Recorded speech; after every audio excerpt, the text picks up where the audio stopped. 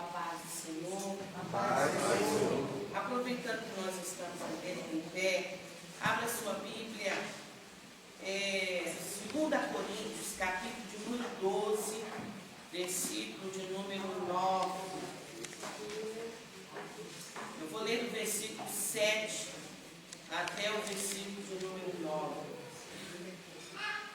2 Coríntios 12, versículo 7 ao 9, vai dizer assim: E para que me não exaltasse pelas excelências das revelações, foi-me dado um espinho na carne, a saber, um mensageiro de Satanás, para me esbofetear, a fim de me não exaltar, acerca do qual 3 vezes orei ao Senhor, para que se desviasse de mim.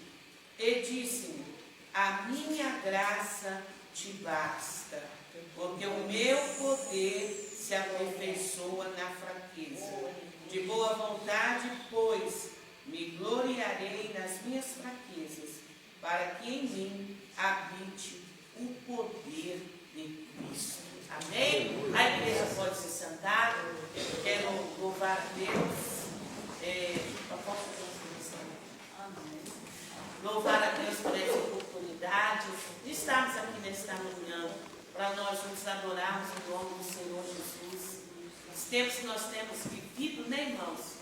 Cada dia que a gente acorda e está de pé, é motivo de dar glória a Deus, não? É motivo da gente agradecer ao Senhor. Somos sobreviventes. O Senhor tem nos sustentado. Quero agradecer o honroso convite de estar aqui na festividade das irmãs, mais um ano que o Senhor concedeu a esse trabalho, né? A CIB, Círculo de Oração, louvar a Deus mais uma vez pela vida do pastor Pim, que sempre nos permite ministrar a palavra do Senhor nas congregações aonde Deus tem entregado a Ele para Ele cuidar. Deus continua abençoando, abençoando a sua casa, abençoando as companheiras, louvar a Deus pela vida da companheira irmã Graça, procurando lá, quanto tempo que eu não vejo a Graça, né? É assim mesmo, né? O pastor Rinaldo esses dias estava pregando e ele falou que amigo às vezes não é aquele que está todo dia na casa do outro, às vezes até conversando no celular, porque irmãos, misericórdia, eu não sei para os irmãos. Gente, os dias estão correndo muito.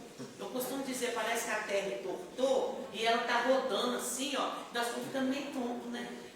Porque tem dia que as irmãs perguntam assim para mim: que dia que você teve naquela cidade? Eu já não estou mais sabendo, não estou mais sabendo, porque assim, ó, hoje é sábado, quando você acorda, está no outro sábado, né? Então é uma correria e não dá tempo, mas a gente tem uma coisa muito linda: a gente se encontra no trono. Aleluia, glória. A nossa comunhão é no trono de Deus. Aleluia. Às vezes uma não sabe o que a outra está passando, irmã, mas tem celular, tem WhatsApp. Irmã, mas quem está ligado com Deus? E eu vou dizer um negócio para os irmãos. Eu estava conversando, nós estávamos numa reunião de diretoria quinta-feira, e nós estávamos conversando. Parece assim, que quem não tem nada para fazer, está com a vida solta, parece que assim o céu não dá mais nada também. E a gente já está com um monte de coisa, e vem mais isso, e vem mais aquilo, e vem mais aquilo outro, mas eu glorifico ao Senhor. Ai, irmão, quem já teve esticado lá no CTI, querendo cantar, querendo levantar e não podia, que Jesus, mano, que eu cuido da minha casa, que eu tenho, e Jesus vai dar graça para nós, né, irmão? Porque o altar começa na nossa casa. Não adianta eu querer vir para cá e a minha casa está desordenada, né? A gente faz o que a gente pode, mas que está apertado está, e então eu vou ministrar, e eu até vou pedir permissão, né, o pastor, né, depois que eu fiz o compromisso aqui, que já tinha festividade, nós fomos convidadas para ministrar, nossa pastora vai ministrar agora um grande encontro do departamento de música da igreja, né? Vai ser várias situações, e agora na primeira, agora da manhã, para as meninas da coreografia, né? irmã Débora, e a pastora vai ministrar, e nós do ciclo de oração, aquelas que podem, eu prometi, vou sair da Vila Rica e nós vamos direto, vou dar carona em Mangardênia, para nós irmos fazer uma ministração de intercessão por essas meninas que Deus tem levantado com o ministério de adoração através da coreografia. Então, que Deus continue abençoando, parabenizo as nossas irmãs. E o tema que as irmãs não passou, e antes de eu entrar no tema, assim com muito carinho e vergonha ao mesmo tempo, a gente tem que tirar a vergonha de lado, né? Você passa ali, eu sei que deve ter gente que faz, mas você olha ali os meus trabalhos, as trufas, e abençoa, tá bom? E não reclama não, abençoa, leva para casa, não engorda, o que engorda é você, glória a Deus. Antes de entrar na ministração, eu gosto muito do coro deste hino. Fui alcançado por tua graça, maravilhosa graça que trouxe salvação para mim. Eu não mereço tanta graça, mas por misericórdia recebi o maior Deus já fez em mim. Fui alcançado por tua graça, maravilhosa graça que trouxe salvação para mim. Eu não mereço tanta graça, mas por misericórdia o maior milagre Deus já fez em mim. Oh, aleluia! Os versículos inclusos no tema, os versículos quando Paulo está fazendo menção da oferta feita para a igreja de Jerusalém, né? E Paulo ali, ele vai dizer uma bênção da parte de Deus sobre os irmãos que generosamente abençoou. É onde tem um versículo que quem semeia pouco, pouco cefará, mas quem semeia muito, né? E ali Paulo está louvando a Deus e dizendo, né? Em outras versões bíblicas dá para ficar bem explícito, explicado, que quando você abençoa a obra de Deus, não só você, mas toda a sua descendência, até mesmo um lar distante, vai ser abençoado por aquilo que você abençoou a obra. Graças a Deus. E Paulo, ele está louvando a Deus pela igreja de Corinto e falando sobre esse momento onde a igreja em Jerusalém, por causa de uma fome, uma situação muito difícil, os irmãos passaram. E os irmãos então enviaram a oferta, cuidaram dos irmãos em Jerusalém. Mas a frase diz: você quer vencer? Né? Vou dizer sua mulher não. Igreja, você quer vencer? Esteja na graça. E aí eu me ative à frase e comecei a pensar na graça, né? Essa graça que foi manifesta em Jesus. Porque a graça de Deus, eu estava lendo, é um ato de amor incondicional. Não depende da pessoa que recebe. Porque se não, Deus fosse olhar para nós, misericórdia. Nós não estávamos não. Mas nós não íamos receber nada, mais nada. Porque a nossa índole, né? A nossa carne, o próprio Paulo falou, aquilo que é certo eu não faço, e o que é errado eu faço na luta. A mente da gente, a gente levanta, a gente ora, a gente crê que aquele dia, hoje, por exemplo, eu não vou murmurar, eu não vou reclamar, mas quando dá assim na metade do dia, você já fez tudo errado. Você já murmurou, você já reclamou da irmã, você já fez isso, você já fez... E aí a gente põe a mão na cabeça, meu Deus do céu, Jesus tem misericórdia. Eu vou mesmo para o céu, é pela graça. É pela graça. Porque se Ele olhar para mim, se Ele olhar para você, nós não vamos receber nada. Então a graça, ela veio através de Jesus, me dando um privilégio que eu não mereço, que é a comunhão com Deus, que foi quebrada lá no Jardim do Éden. E Paulo, ele fala muito sobre a graça de Deus. Paulo fala da ação da graça, não só referente à salvação que Jesus nos dá através do sangue dele vertido na cruz do Calvário, mas ele fala dessa graça como bondade, como um amor derramado que nos envolve no nosso comportamento. Por isso, eu quero entender que essa frase é: você quer vencer? Então seja envolvida pela bondade que existe na graça, que te mantém de pé e que te fortalece, apesar das suas fraquezas e das suas dificuldades. E Paulo, em 2 Coríntios, ou seja, na carta a Coríntios, Paulo, ele vai trazer à existência, para nosso conhecimento, algumas demandas, né? A igreja de Corinto, apesar dos seus problemas e dificuldades, deixou para nós um legado de ensino muito grande. Então, irmãs, aí a gente já começa, né, aprendendo.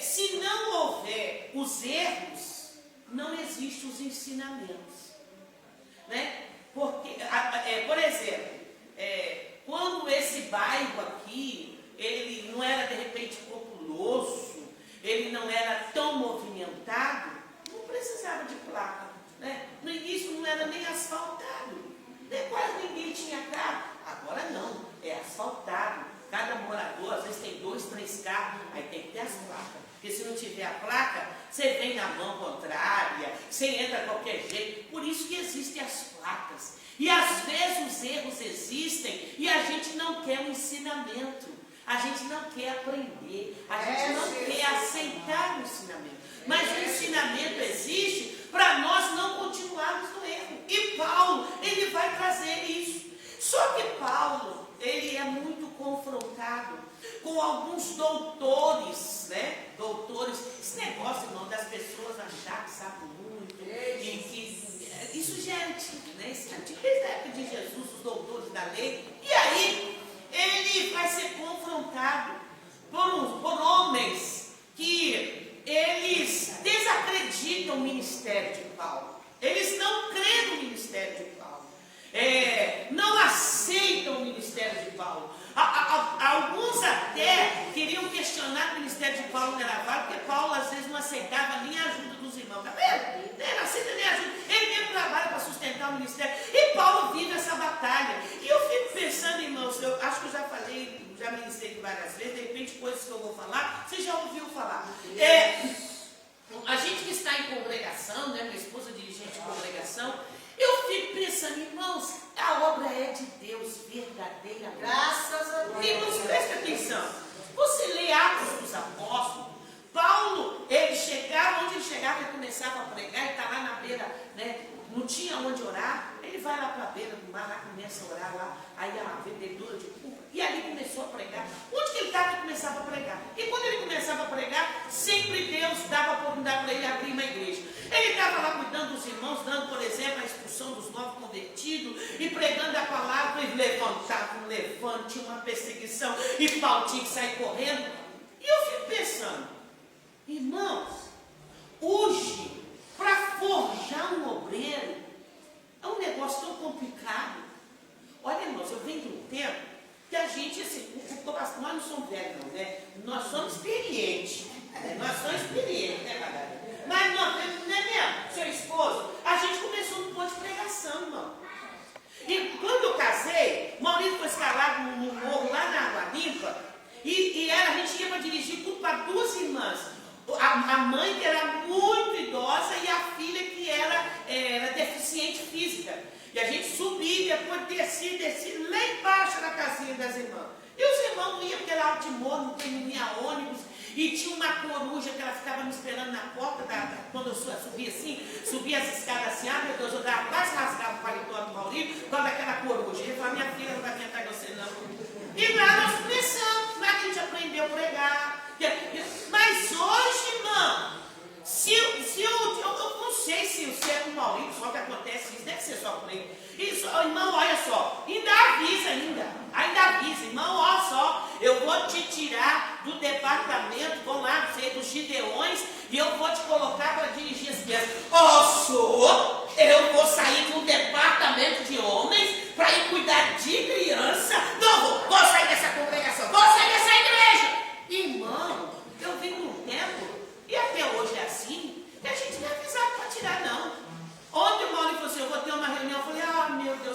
eu vou acampar amanhã no escrever.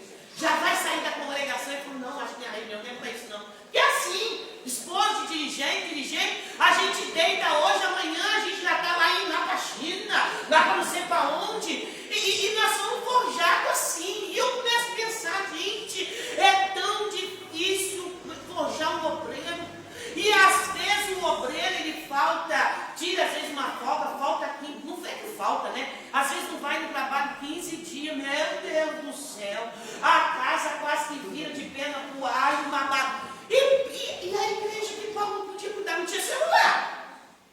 As cartas iam acabar. Irmão, a igreja é do Senhor realmente.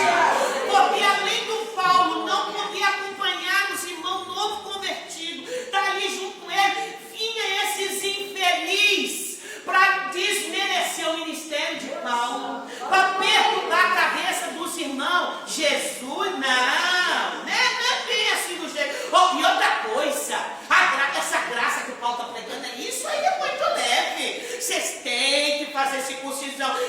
E de longe, Paulo tinha que ficar cuidando dos irmãos. Por isso que eu digo, realmente a obra é do Senhor. Às vezes a gente ser humano, porque esposo de obreiro, às vezes a gente não quer ver o esposo da gente passar luta. Irmã, não precisa morrer mesmo pela igreja, não. Não precisa ficar com pressão alta, não precisa desse negócio de desencadear a diabetes, mas não sei ficar de igreja, não. Porque Jesus cuida da igreja. Esse povo aí quer matar nós, mas não precisa morrer pela igreja.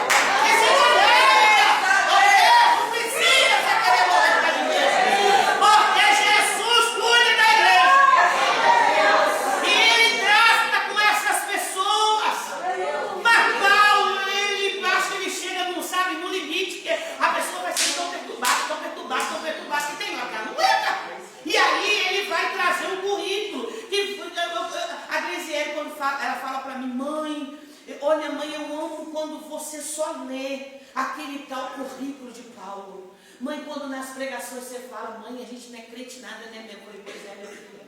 Porque aí em 2 Coríntios, Paulo ele vai dar uma resposta para esses homens que não acreditavam no ministério dele. E ele vai dizer em 2 Coríntios, capítulo de número 11, a partir do versículo de número 24, Paulo vai mostrar um currículo assim, eu não vou dizer invejável, porque eu não aguento negócio aqui, não, Jesus tem misericórdia de nós. Ele vai mostrar uma coisa muito linda. Olha o currículo de Paulo. 2 Coríntios, capítulo 11, ele vai dizer assim, primeiro ele está falando dos abençoados, né? E ele vai começar dizendo, recebi dos judeus 5 quarentenas de açoites menos 1. 3 vezes fui açoitado com varas, uma vez fui apedrejado, 3 vezes sofri naufrágio, uma noite, um dia passei no abismo, em viagens muitas vezes, em perigos de rios, em perigos de salteadores, em perigos dos da minha nação, em perigos dos gentios, em perigos nas cidades, em perigos no deserto, em perigos no mar, em perigos entre os falsos irmãos, em trabalhos e fadiga, em vigílias muitas vezes, em fome e sede, em jejum muitas vezes, em frio e nudez, além das coisas exteriores, me oprime cada dia um cuidado de todas as igrejas. Irmã, você aguentaria isso aqui? Aleluia. Só esse versículo aqui eu medito nele. O versículo de número 24. Recebi dos judeus 5 quarentenas de açoites menos 1. Você sabe o que é isso aqui, irmão? Por causa do evangelho. Porque Paulo não era salteador, ele não era trapaceiro, por causa do evangelho. Em uma dessas perseguições, ele foi sentenciado a um castigo. E esse tipo de castigo, por que Paulo vai falar 5 quarentenas menos 1? Porque foi 5 sessões de chibatadas. Cada sessão dessa, ele recebeu 40 chibatadas. Só que o carrasco, que era ordenado a desempenhar no condenado o castigo, ele tinha que ter o cuidado de não errar a conta. Porque no auditório, acompanhando o castigo, tinha gente observando ele. Se ele ultrapassasse uma chibatada, o condenado saía e ele entrava para apanhar. Então era o seguinte, ele vinha contando 1, 2, 10, 15. Quando chegava na 39, ele parava. Ele parava e aí ele começava de novo. Só que Paulo passou por isso 5 vezes. Agora vocês imaginam, lá pela 15ª chibatada, como é que não está Paulo? Como é que não está a roupa de Paulo? Irmãos, quando eu leio isso aqui, a gente que foi professor de criança, a gente entra dentro da história, né? A gente imagina a história. Eu começo a imaginar o cenário. Irmãos, o chão, as paredes, deveria estar pitada de sangue. Porque geralmente, não sei se foi o caso de Paulo, eles colocavam coisas pontiagudas na ponta dos chicotes, né? Para poder aumentar o sofrimento do condenado. E esses homens vêm desmerecer o ministério de um homem desse. Mas eu não quero que você nessa manhã foque no sofrimento de Paulo. Porque batiam Paulo. Teve uma perseguição que eles lançaram pedra nele e os irmãos falaram, morreu, irmão Paulo morreu. Aí eles esperaram todo mundo embora. Aí quando chegaram, falaram, vamos enterrar o irmão Paulo, vamos pegar o corpo, o resto dos mortais do irmão Paulo. Paulo, se dá, estou vivo. Aleluia! Glória!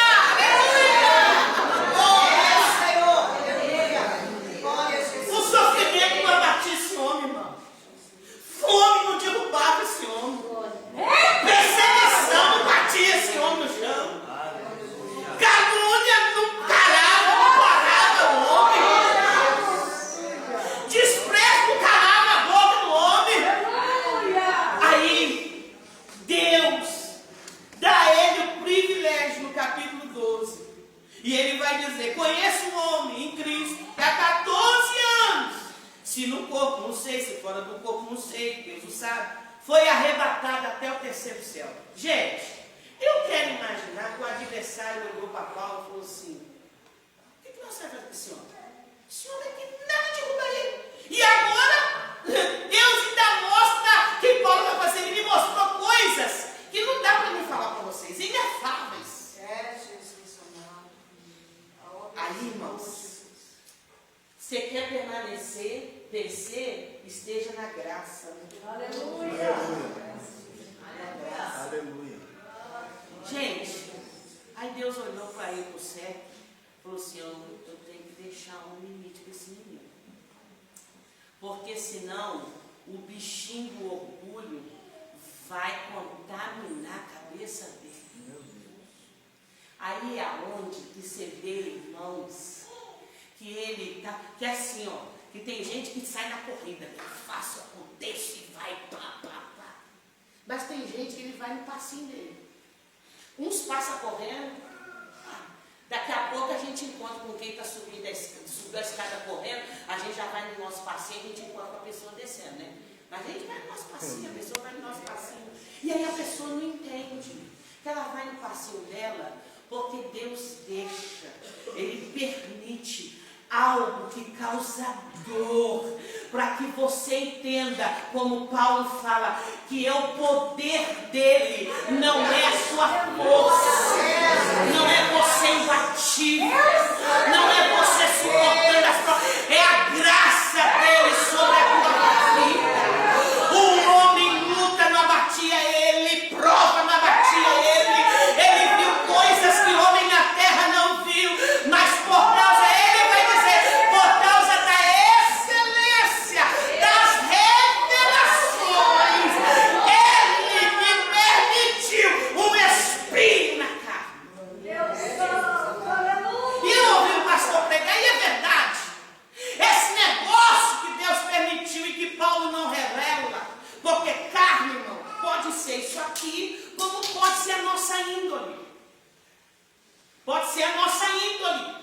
Alguma coisa que, né, nos deixa embaixo, nos deixa dependente de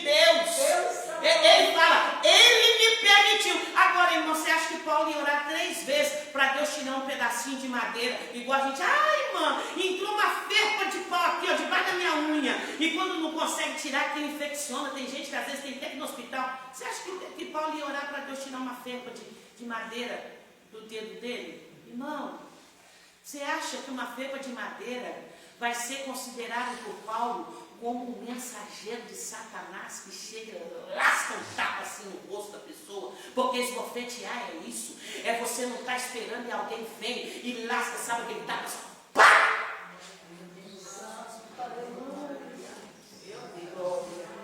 Deus Santo, aleluia. Sabe aquele momento que Deus permite a humilhação, Deus Santo. o desprezo, e você fala, eu vou chegar lá, eu vou fazer, eu vou falar, eu vou brigar, eu vou, e você desenha, você escreve o sermão, você lê ele 10 vezes, 20 vezes, decora ele, e no caminho para você ir lá falar e fazer, Deus fala, guarda o sermão, não, melhor, rasga ele, cala a tua boca, vai fazer 3 dias de jejum de propósito, porque da tua causa, da tua vida, glória, aleluia.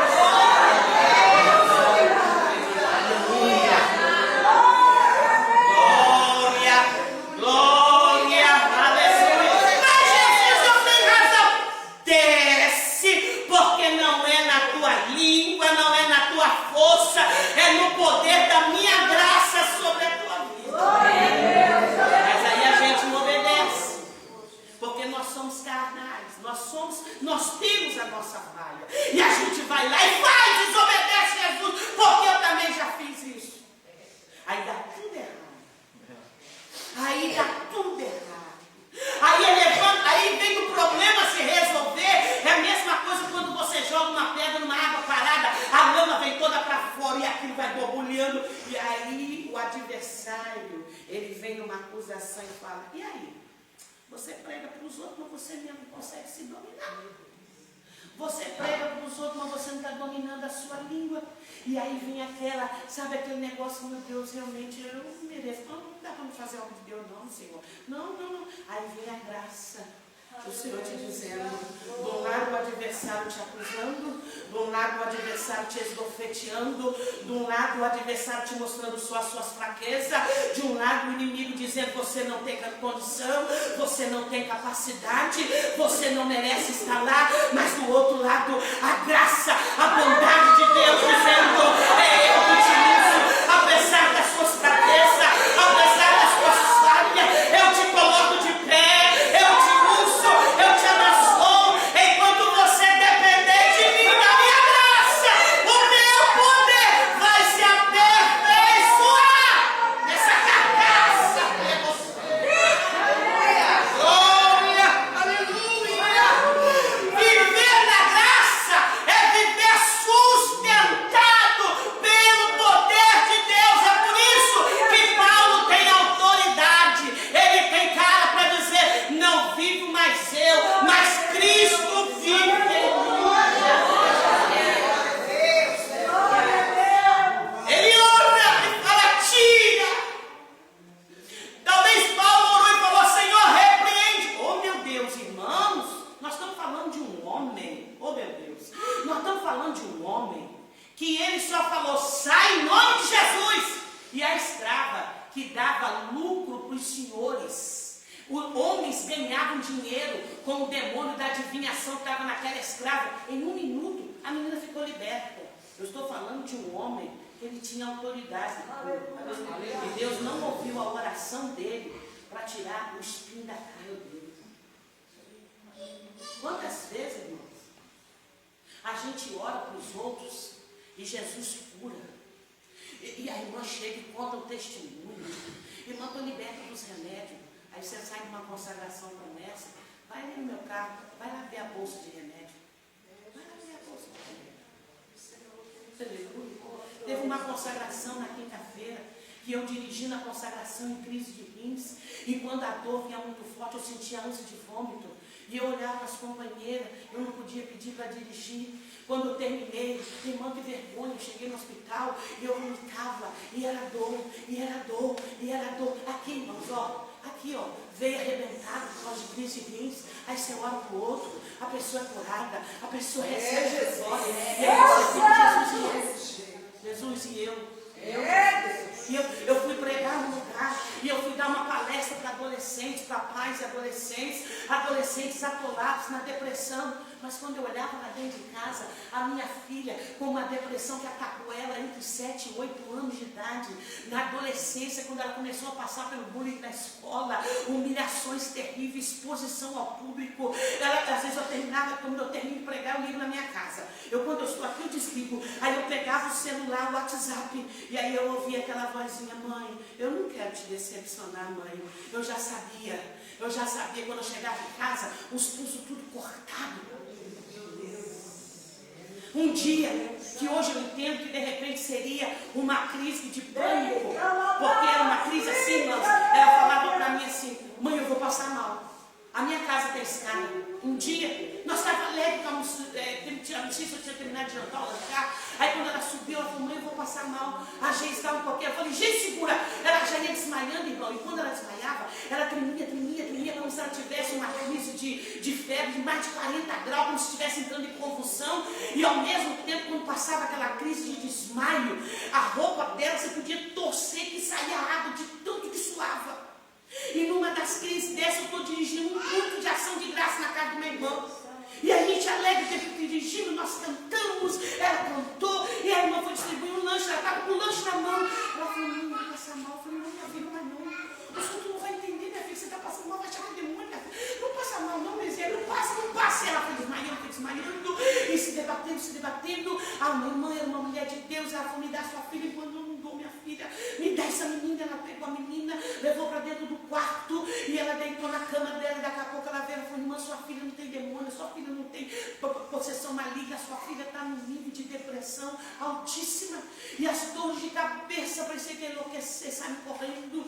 Ela gelada como um defunto. Quando eu chego no hospital, entra e tal, e aí a enfermeira veio para aplicar porque a dor de cabeça era de enlouquecer. E aí nesse momento a médica chega. Quando a médica chega, a enfermeira puxa a blusa, aquele do corpo. A doutora olhou para mim no consultório. Eu disse: senhora. Só que a enfermeira era uma crente que eu tinha pregado na igreja. Irmãos, eu tive vontade de abrir o chão para dentro. Cheguei no consultório, no pronto-socorro: doutora, sua filha é de menor, me explica? Eu falei: eu não tenho explicação. Não sei o que falar para a senhora. Mas você não prega para os outros? Você não expulsa dos outros? Aí você ora. E você chora. E parece que o céu também te responde: a minha graça te basta. Eu sou Deus. Eu curo na hora que eu quero. Eu faço na hora que eu quero. Para você eu te digo: caminha, tem uma estrada na sua frente. Vai, Paulo. Continua.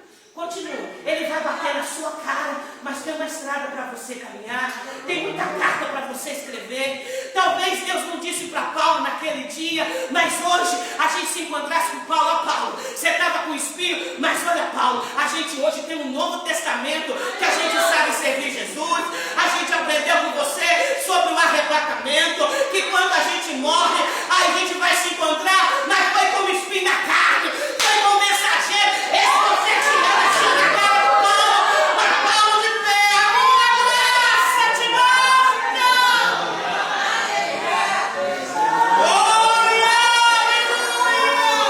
Viver pela graça não é viver você, mas é viver a vontade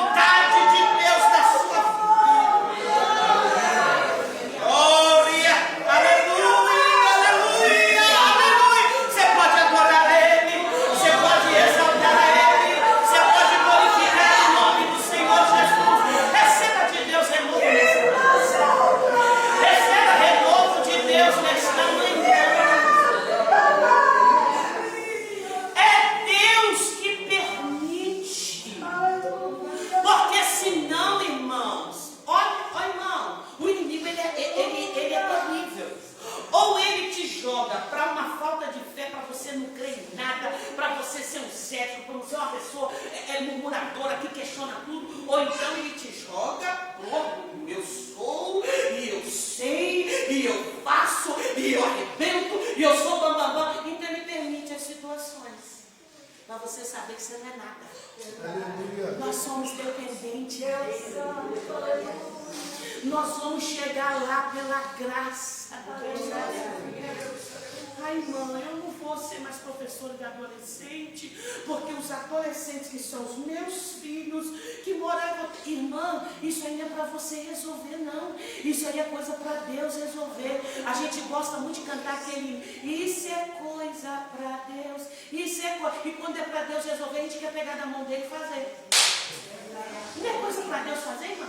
Não é para Deus fazer? Então deixa ele fazer. E você pega a sua cruz, pega esse espinho aí e vai lidando com ele. Aleluia. Agora, irmã, como conviver com o espinho, eu não sei te explicar, não. Eu só sei que dá para viver. Aleluia. Tem hora que ele machuca tanto. Tem hora que dói tanto que você já não tem nem mais força para gritar. Você só geme, mas tem que conviver. Cada um de nós. Deus permite. Orebaixo, orebalaias. Uma prensa. Aqueles que não têm, eles estão se perdendo no meio do orgulho, no meio da vanglória. A graça já saiu, está só a casca, está só a sabedoria humana, está só as técnicas humanas, mas a presença já foi há muito tempo, porque quem sabe ter oratória, quem sabe se pronunciar, quem sabe, quem tem um bom português, não é difícil impressionar as pessoas, não, irmãos. Meu Deus. E hoje em dia existem até cursos para pessoas dizer palavras que mexem com emoção, com a emocional das pessoas. Mas a graça, que também é a presença do Espírito Santo. Irmão, você acha que a igreja chegou aonde chegou? Que os homens do antepassado, eles tinham essa eloquência, eles tinham essa sabedoria para pregar? Irmãos, quantos obreiros que o meu pai, ele discipulou e ele dava ensinamento nos dias de ensinamento e nos dias de domingo ele colocava os obreiros para pregar, porque eles tinham eloquência. Mas era esses irmãos, que às vezes pegava a Bíblia, olhia de cabeça para baixo e pregava, e Jesus salvava, e Jesus libertava, Jesus revelava. É porque é o poder dele. A oratória é boa, o ensino, o estudo é bom, mas se não tiver a graça de Deus,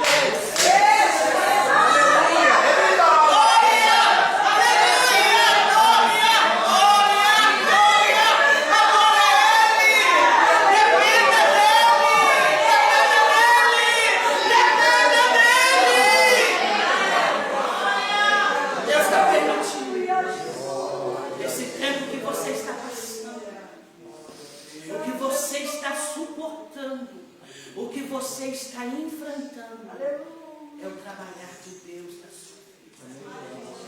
Deus está nos aperfeiçoando. Ele disse para Paulo: irmã, mas por que você falou desse currículo tão grande? Sabe por causa de quê, irmãos? Porque tem pessoas que às vezes ela se estriba nas vitórias que ela recebe. O dia que a Gleisiele deu uma crise lá no colégio, o demônio desceu naquela diretora e para mim, para a Maurília, ele falou: você sabe o que é isso? Isso aí é pais que não ensinam adolescentes a enfrentar problema, é pais que não ensinam adolescentes a enfrentar prova. Eu passei por isso, o meu marido me abandonou, eu estava com 2 filhas, eu formei minha filha, eu fiquei olhando para aquela dona assim, falei: tá inocente, ela não sabe de nada. Sabe de nada. Ela não sabe que o pai dessa menina acabou de perder um rim, porque o câncer comeu lá o rim. Ela não sabe de nada, que recuperando da cirurgia, atacou a trombose, que eu estou com uma residência de trombose aqui, que tem dia que tem leite, mas não tem o Nescau, que tem o Nescau, mas não tem o leite, que tem o pão, mas não tem a margarina, tem a margarina, mas não tem o pão, tem o pão, tem a margarina, mas não tem o pó de café, tem o pó de café, mas não tem o gás. Ela não tem de nada. Tem pessoas que ela chega para você: não, é porque eu já fiz, eu passei por isso, que você é fraco. Irmã, se você aguenta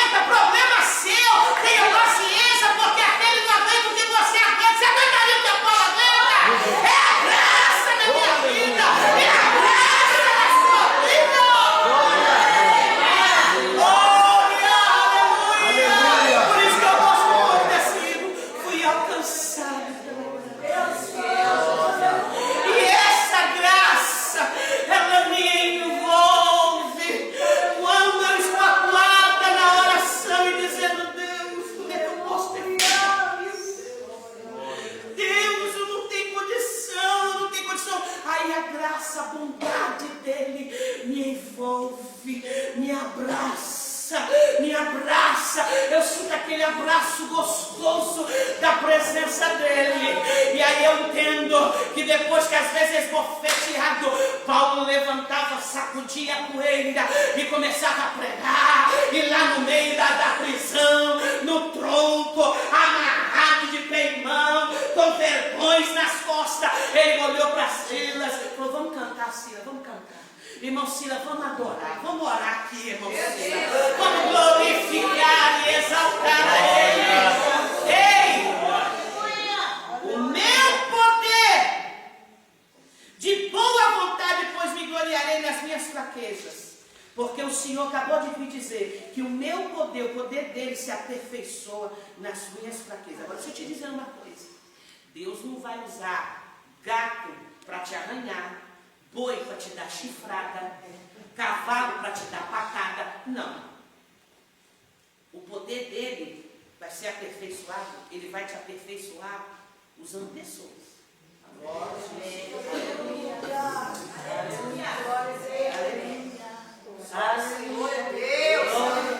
Servir Jesus com gente boa, irmão, até ajuda a entrar no céu. Mas quem vai ajudar nós a entrar no céu é aquele que nos serve. Porque aí que a graça se manifesta em nós. Glória. Sabe quem ajuda você a ser mais crente? É aquela pessoa que te faz orar mais. Jesus, eu não aguento. Eu não estou aguentando olhar para a cara da Margarete. Jesus, se me der força, eu pego o pescocinho da Margarete, ela já operou o coração, eu boto ele para fora de uma vez só. Aí Jesus fala: você não vai botar o coração dela para fora, e você não vai pegar no pescoço dela e esgoelar ela. Você vai chegar lá e vai dar um abraço nela. Você vai orar por ela, ou não. Aí vai sim. Eu estava grávida da Gleisiele, já vou encerrando. Já estava grávida da Gleisiele, um barrigão, eu já estava meio idosa. A Geise eu demorei mais de 10 anos. E aí, quando eu estou descendo essa escada, uma menina começou a rir igual a outra, ali no templo, ali na sede. Aí eu olhei, elas rindo de mim, eu falei assim: você não sei, né? Essa irmã, meu Deus, já é dirigente de seguração, e arrumando neném. Eu falei: não sei o que ela arrumou, que ela começou a rir de mim. Eu entrei dentro do banheiro chorando, eu falei assim: ó Jesus, se essa menina algum dia passar a luta, eu não vou orar para ela, não, tá? Eu vou orar para ela. O senhor fica sabendo, eu não vou me mandar orar para ela, não. Passou-se o tempo, Gleisiele nasceu, e estava correndo, e um dia ela está fazendo tanta arte. E a irmã pegou ela e falou assim: me dê essa menina. Aí eu disse: mas estava demorando muito. Falei: eu vou atrás da Gleisiele, para que eu fui? Aí eu fui lá para a cantina. A sala da CIB ainda era ali em frente à porta da secretaria da igreja. Quando eu fiz aquela curva, a porta abriu, a Lídia falou assim: Nete! Pegou na minha mão assim: vem cá, eu preciso de você. Quando eu entrei, eu falei assim: não, aquele tá lá, a menina. Ela falou assim: essa menina está passando um problema terrível. Você vai orar ela, e fechou a porta e me largou sozinha, a menina.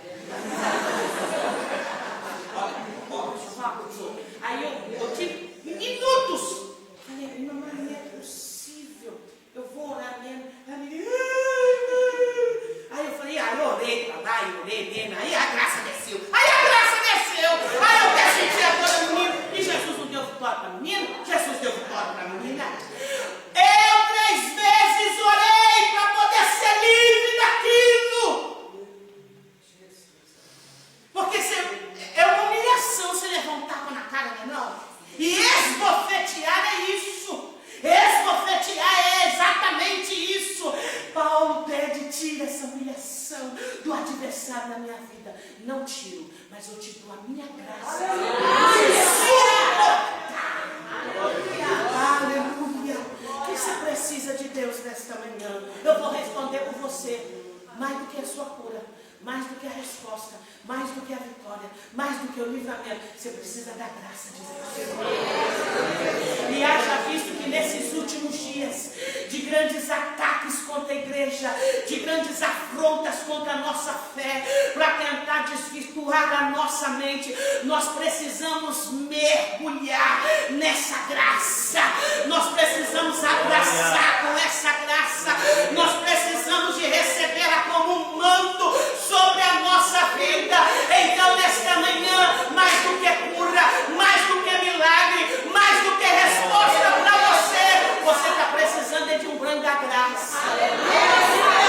Banho de graça, banho da graça.